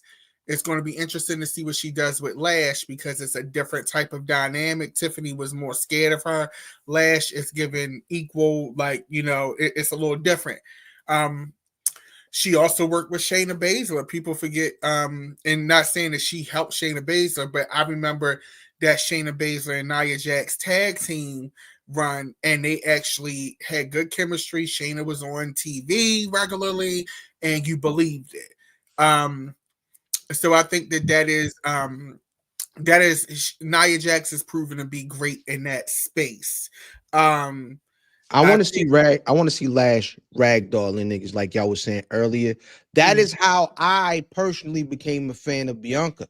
Is Bianca came in and she was beating women up, and it looked authentic. And listen, the best wrestling, if it ain't just entertaining, the best wrestling looks real.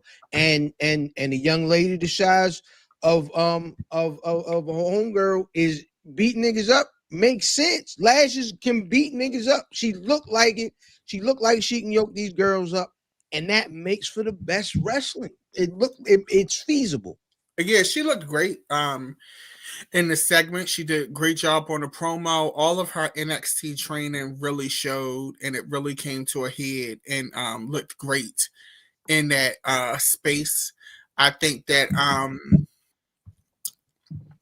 that overall, I think Lash is gonna do great things, and I think that she's gonna be good to go. I think it's a lot of, as far as black women in wrestling in WWE. You got Kelly Armstrong in the mix down in Evolve. I know she lost that title to Kendall Gray, but you got her in the mix. Bianca Belair, who I think is really the template for the new blueprint for how you market black women in wrestling. She kind of reinvented how a black woman could be received in wrestling. I think that that's very important. It's going to be interesting to see once she comes back into the fold how this all works. Yes. Because you have Jade holding the belt now, you have Lash, and it's so great to see so many black women. You have Kelly Armstrong in the rear view right now. So it's going to be interesting to see how this all plays into each other. That color needs to move up to that main roster, man. We need it. I'm also interested to see how if they keep these girls away from each other, because you have a woman the size of Lash, though she may not be as cut as Jade. Right. She is not dwarfed by Jade by any means. Yeah, I think as far as the story, I don't think we're anywhere near close to them. Even, you know what I'm saying? Chips passing the night. I think their trajectories are purposely going like in opposite directions. Well, you see they low key have booked a bunch of the War Games matches, and Lash is in that mix with the Rhea Ripleys and the Io Sky. So I think similar to how Jade was, where Jade was in a team that was doing matches with a bunch of people. I think that's probably the best look for Lash right now. On a match base, especially being with someone like Nia, because all she got to do is go out there and hit people. And the thing is, all of these girls are on the same brand. So you have Lash Legend, Jade Cargill, Bianca Belair all on SmackDown. Yeah. That roster isn't but so many people. Right. So it's going to be interesting to see. And if Naomi hadn't got moved, she would have been on there too. Facts. So it's going to be interesting to see how that all pans out, 100%. and how it comes out in the wash. I thought it was interesting, though, they planted the seed for Jade Charlotte. And, I thought that was fun to watch. And I'm not saying, I say this with love, but that segment reminded you Charlotte Flair is still that girl.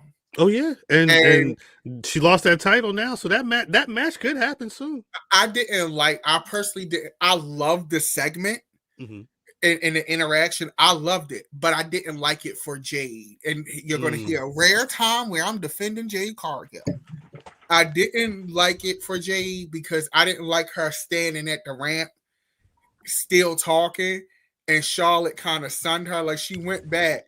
And she turned around like, "Oh, this bitch is still talking." Like just the way it looked, right? It was very sunning to me. And for a new champion, I would have preferred her stare her down. They look at it, and then Jade, you go to the back.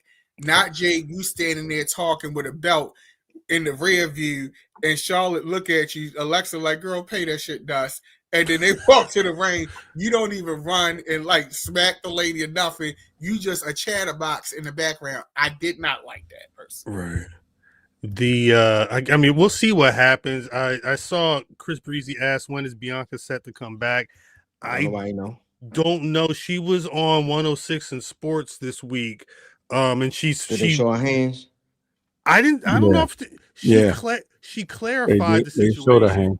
I didn't see that part, but she clarified. She mentioned that she broke the knuckle and she broke the joint. So it was originally supposed to be 8 to 12 weeks, but that's why it's been 6 months.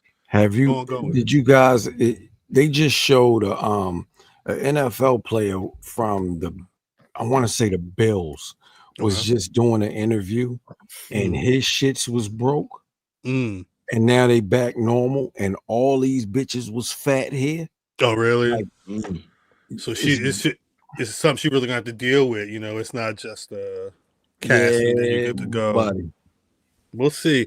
Hopefully for the best, because again, these divisions are interesting. Especially the other thing that happened on SmackDown, Chelsea Green is a 2-time women's U.S. champion. Although, again, the writing was on the wall for that because her homie Ethan Page was out there double champed up. Like they're defending those AAA mixed tag team champions or championships.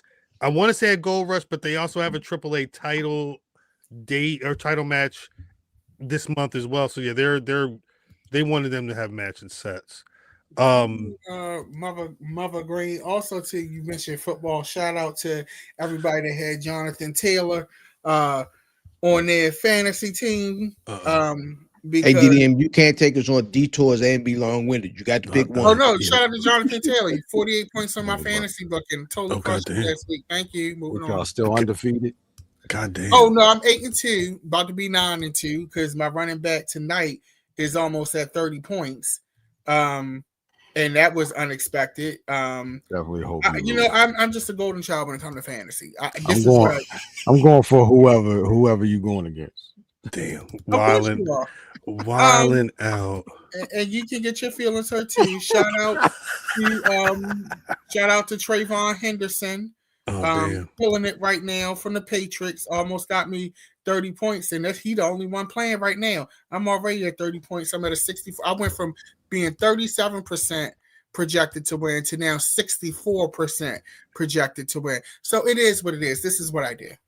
It is what it is. Yeah, Sean Tragedy, 106 in Sports is the name of the BET show that this Cam Newton and the homegirl. I hope this nigga lose. We'll see. We'll keep y'all posted. Sean Tragedy did mention, he said, after last night, WWE needs to let those women go crazy. I will say this, that Blood and Guts match. I could have made it. I kind of wish it did. The men's match was as nasty and as gross. There was a point where there's a bunch of glass in the ring, and Darby Allin's laid on the glass, and then Moxley take his legs and he started moving his body around. I'm like, come on, hey. You can trying to watch some wrestling here now. They should have never let the men have a match after the women. I didn't realize that this was before the night. I didn't realize that this was the first women's Blood and Guts match, and not that I wasn't even feeling away, because I mean the women, it was a very solid group of women that was in there, but they had the niggas out there. The niggas was in that match. Like all the guns. Sky Blue has always been a problem. I've been a fan of her work. We've talked about Sky Blue back in the pandemic when she was losing. Her and Willow would lose to everybody, but they were some of the best matches on the show. I was not ready for that Crimson Mask, and I don't think the world was either, because she turned into a whole demon. The shit was dripping down her face. She licked the blood, and then it was just 30 seconds in. I hope the world was ready. It was 30 seconds into the match. It was the beginning of the match. I didn't even have it on yet. It was painful. They went to hit her with a move on the table, and the table said, "Nah, we ain't going nowhere." It ain't break. And then she dropped the elbow on her right after that, and it still ain't break. It broke, but not like break. It didn't go crazy. Mr. D, you're right. That did feel like a statement match for real. Sean Tragedy, what's that on the Muda scale? What was she on the Muda scale? If Muda was a 1.0 in that match, what's she? A 2? Shout out to King Trey D. Sky Blue was one of his faves. She was represented on We Love Wrestling a lot, actually. A lot, yeah. She was one of his faves, so shout out. Peace. I really like the mirror spot too with Marie here and Tony Storm. That was a great spot. I like the ending too. Tony Storm in this love torn lesbian act that she is doing right now is hilarious, but also too strange, but also too I like it, but also too it's creepy, but also too it's totally inventive, and I've never seen it before. Yeah, it's unique. It's definitely unique. There's that face paint. I see that reference, but like then she started talking. Like, what you talking about? What's going on? But it's dope. I like it. She makes me care about Mina Shirakawa. Yeah, easily the best character in pro wrestling. Good stuff. Very good stuff. I felt bad for Will Hobbs. They had to blow up Will Hobbs for him to lose the Falls Count Anywhere match. That nigga broke his tailbone, son. Yeah, that didn't look good. That didn't look good. It did not look good. It didn't look good at all. They wanted to pull those spots off, though. I mean, they want people jumping off of stuff and fly, and that was a lot of shit. Matter of fact, he hit the table, and then it was some big shit. Was it a subwoofer or something that kind of like collapsed over? It was too much. It was too much going on. It was but you had to kill him. They had to kill him. They had to kill him to make it make sense to then set up the cage match. See, they had the GOAT on there last night. You see, the GOAT was on TV last night. He was hitting motherfuckers too. Yeah, God dang. Because wasn't Ric Flair advertised too? Ric Flair was advertised. Apparently, he was there and made an appearance on like off camera. He's got there's a torn rotator cuff situation. I think they said because one of the FTRs mentioned he was helicoptering.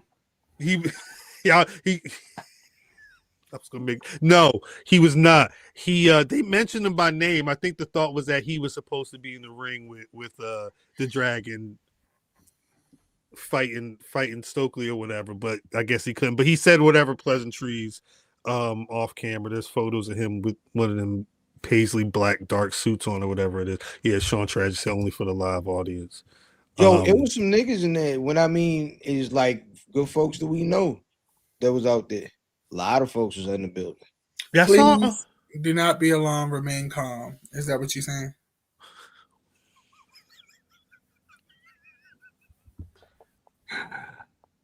What? Huh? Remain calm. No, remain calm.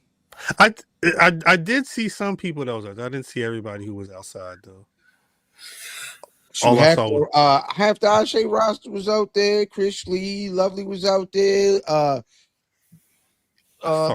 Chris Lee interviewed Adam there. Page. Yeah, it was. That's hard. I didn't realize it was. I didn't realize there was so many people that's outside. Like that. They was over there. That's good. Good to see. Good to see. Next week's Dynamite is another 3-hour situation because next week is Full Gear. So be ready for that. The shout out Hyan and Maya World. Damn, it's been so much going on in the world of pro wrestling. That story is like minuscule at this point, but the artist formerly known as Tegan Knox and her current tag team partner Miranda Alizé decided not to wrestle TJ in a 3-minute match on Collision this past Saturday. So that's why you got to see Maya World and Hyan on TV in that match. Shout out to Hyan. For real. And My World. Hyan, good people. Real good people. Of course. No, of course. I know. And again, they're booked and busy just like the rest of the indie scene is. What else? Before we get out of here, there's a couple of things going. Charity King versus Jocelyn Navarro has been booked for the Ashe 2-year anniversary show. They announced a couple of matches. They finally booked Littlefoot and Savannah Evans, which she gonna beat the Sonic coins out of Littlefoot. Littlefoot been waiting for that match, so she fucked the money up. She gonna beat the stuffing out of her, yo. Savannah fucked the money up, so Littlefoot been waiting for this one. Nice. It's gonna be a good show. Savannah Evans, do you have the character she plays? That's what I want to be very clear. Savannah Evans look like she could crush pool balls with her thighs. See? That's not a little lady. That's fact. No, that's facts. That is not a little lady. Have you seen Savannah in person? I watched Savannah Evans. And I told her we saw her in last summer. Yeah, when we had her on the show, I said, "Yo, I watched you pick up Darius Carter and walk around the whole ring, like outside the ring, around the steps, 4 corners. Like, yo, come on, yo, that's not like normal." Yeah, that's a strong lady, but I like the character though. I love her physique. Cannibal. I love her presence. Her presence is so commanding, but she do look like she can crush bowling balls with her ass, yo. So get your tickets now for Ashe. Get your tickets now.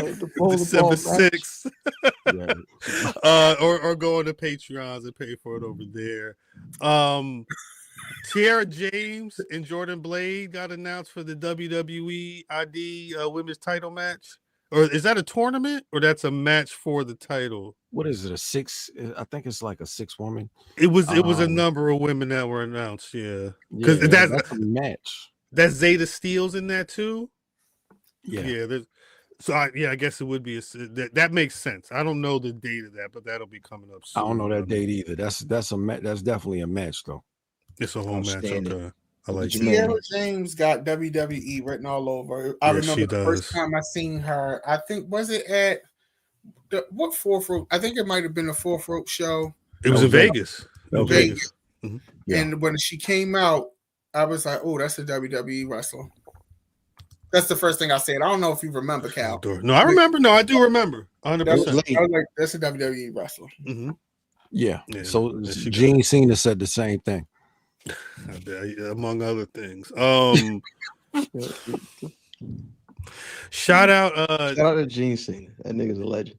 support your indie wrestling people. sure. Deadlock Pro and Prestige Wrestling are closing their doors, and I believe West Coast Pro is also announced that they're moving their content behind the paywall. Yes. Hey, listen, they're moving really it from quick. behind the paywall. Oh, they're putting it live because of all that. Because of that, Really? because they're the three, they're like the three kings, you know what I mean? And with two of them going out, West Coast Pro say, yo, we gonna do this. This is for the culture. Open it up. Listen. Prestige Wrestling is going out of business? Yeah, I think if they haven't had their last show, they got one match. Yeah, they got Are one they show based left. in like Seattle or Portland or Oregon or where are they based? Yo, it's West Coast. I'm not sure. Yeah. I'm not sure exactly where. Hey, listen. Yeah. I mean, look at this Tiara James picture. These big No, I've companies seen it. I've seen it a lot. on Mondays and Fridays. They are cool. Mm-hmm.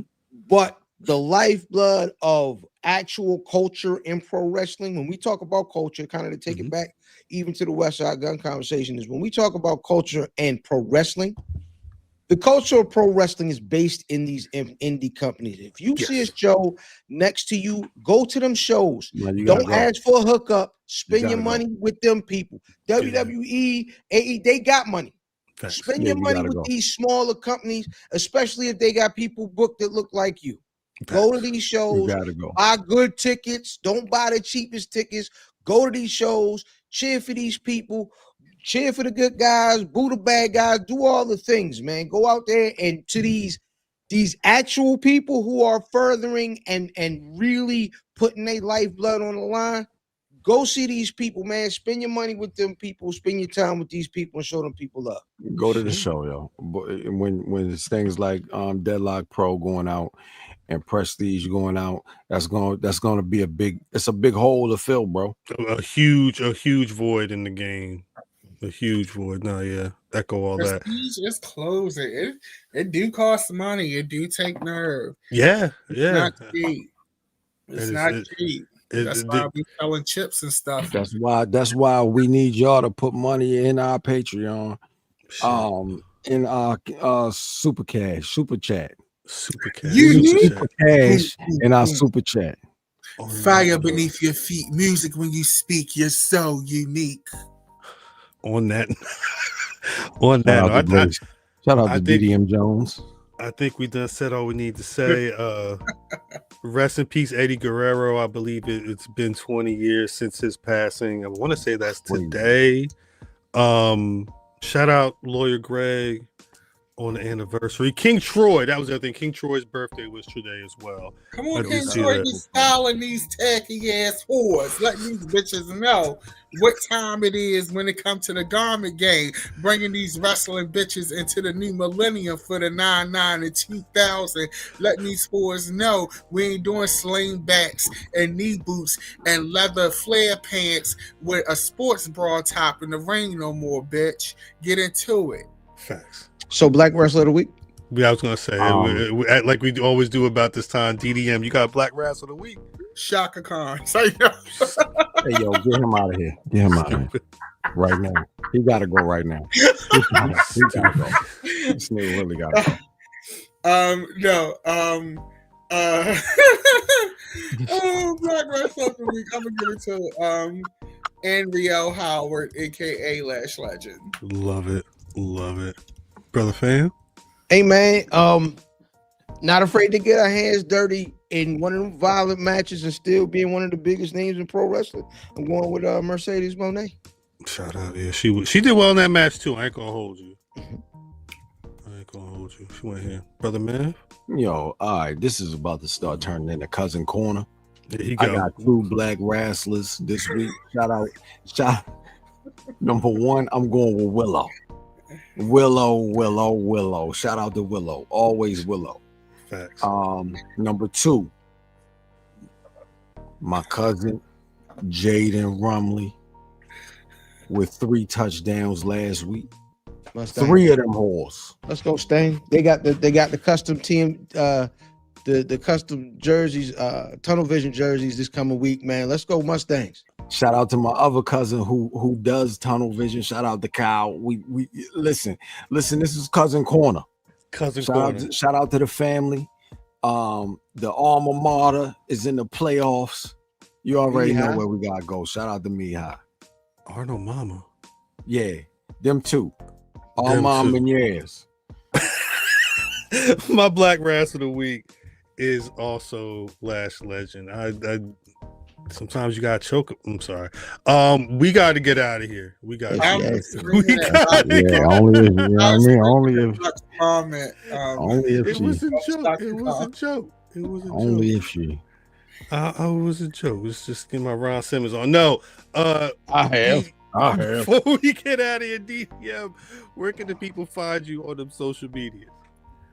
Shaka Khan. Shaka Khan.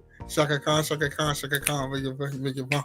Shaka Khan. Baby, when I think of you, even through the fire. Shout out, cousin Jermaine. You can find me at Dapper Dan Midas. Oh, no, what you gonna do for me? Or